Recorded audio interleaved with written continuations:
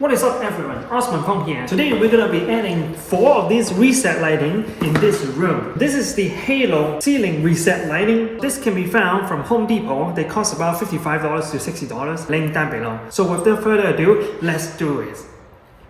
So before we drill any holes, we need to plan out where our lights is going to be. It is the best idea to have it 1.5 feet to 3 feet from the wall. So because there is already reset lighting from the hallway, I'm going to extend the light in the same line as the hallway reset lighting. So I'll be having one here and one here, 2 more here. So I'm following this line. I made 3 different points. The first one is about 18 inch, the second one is another 8 inch more, and then the third one is another 6 inch more. So how we determine which point to use, it really depends on the stud inside the ceiling. So the first point, this is a little bit too corner compared to the whole place. So we move it up. The second point, we drill a hole with a drill bit. Why? Because we want to make sure we actually have space. I did use a stud finder to make sure there's no wood stud, but sometimes you don't know. Well, that is exactly what happened in this case. So we drill inside the ceiling where there is like empty space that I can feel from a drill bit. But when I go up to the ceiling, there's actually a stud that is not a solid stud, but it's like a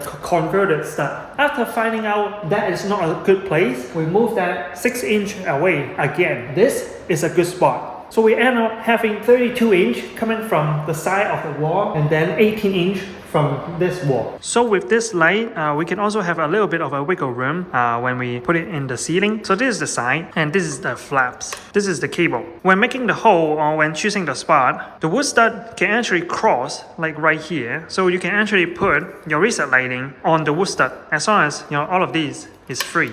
Because most of the drywall is only about this thick. So when you plug it in, only these 3 parts is going to go beyond the drywall. If there's a wood stud here, you can still put on the reset lighting. So we are now going up to the attic, which is right here. As you can see, there are 2 holes. There's one right here and there's one right here. This one was the older placement. This is going to be mounted from the bottom up, and then all these tab need space and the cable too. When this is like go on here from the bottom, there is space that we can actually mount this Halo reset light. So we'll be using this 16 inch hole saw to make the holes in the ceiling.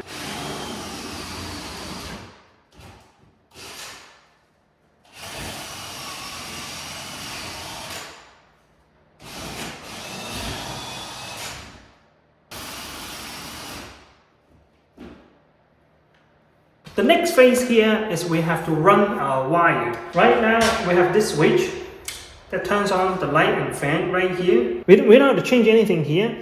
Besides, later on I'm upgrading this light switch to more of like a rocker style like this one. All we need to know is, okay, so there's white, black and ground cable going straight to the fan. We'll be using the same wire and distribute the power to the 4 reset lights. So the cable we'll be using is this Lumens 14-2. So all we need to do is run 1 wire from the fan to the light, from the fan to the light, from the fan to the light, and from the fan to the light. So total of 4 cables that will go to each of the lights, and all 4 cables will tap together to the same power line that comes from the switch. I will run each wire from each light to closer to the fan. And then we're gonna go into the attic and tap the wire to the fan after turning off the light switch here. And I'll be using a wire cutter like this to do each cut.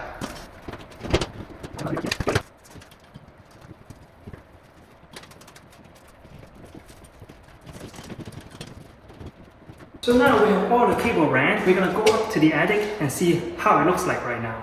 So we're also going to turn off the light.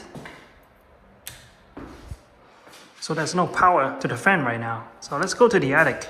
Now we have all 4 wires in here and see what it really looks like on top of the fan. This is the line that is coming from the switch. It got to here and then it connects to the fan. A wire was added, so it is junction off to a new cable, and then we have 3 blocks that we can add 4 more wires to. So what happens is whenever the light turns on, power goes through here, and then it will also share with all these points. We're gonna make our cables and we're gonna connect all of them here. So I'm using this tool to cut my cable. There is the 14-2. This can actually get you strip the whole cable and then make the lines. Now that we have all the cables connected, we're gonna go down and mount our light. So doing the connection is pretty simple. Here's the box. We have a cable right here. One end that goes to the fan, right? And the other end we need to go to the light. Open it. you have your coloring selection, and we have 3 cables. You want to punch out a hole. So you can get yourself a flat screwdriver. So depending on where the cable is coming from, you can choose which one to punch out. In this case, we are not going to mount the box. We're just going to leave it in the ceiling so we can punch out any hole. So use a flat screwdriver. You know, there's like a spot you can put in your flat screwdriver. And here we go. Don't worry about bending the box. It is not going to affect the performance of the light. So you're gonna put your power cable in, go in as much as you need, and then we can start making the connection. You want to line them up exactly like this. And then you put your cap in like this, and then just screw. Until it is like solid, that it cannot turn no more. Check your connection by pulling it out, putting your cap, putting your cable. Then the ground is good. Next, we have the black cable. Same thing, line them up. If you think the copper cable is too long, we can cut it so that the jack cap right here is actually lining up. Yeah. Okay, so now this one is solid. So here is all your connection done right. You can open the box. You can push the cable back in. I will sometimes just bend it like this. So the jack cap is still outside, and then the smaller ones stay in. Close the box, hide the box inside the ceiling, leaving this cable.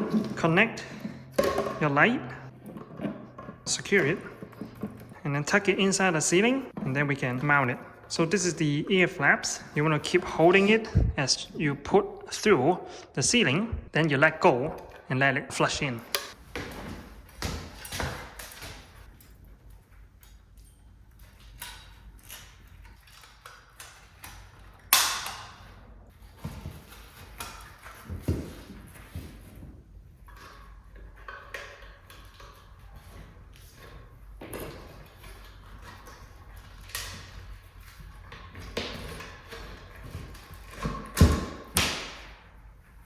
So now that it's on, I'm going to turn on the switch, and that should turn on.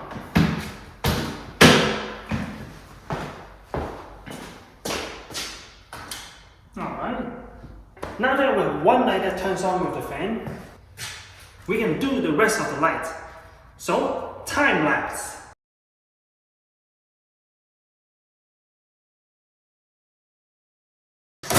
Now the moment of truth. We're going to turn on the light, and they should all work.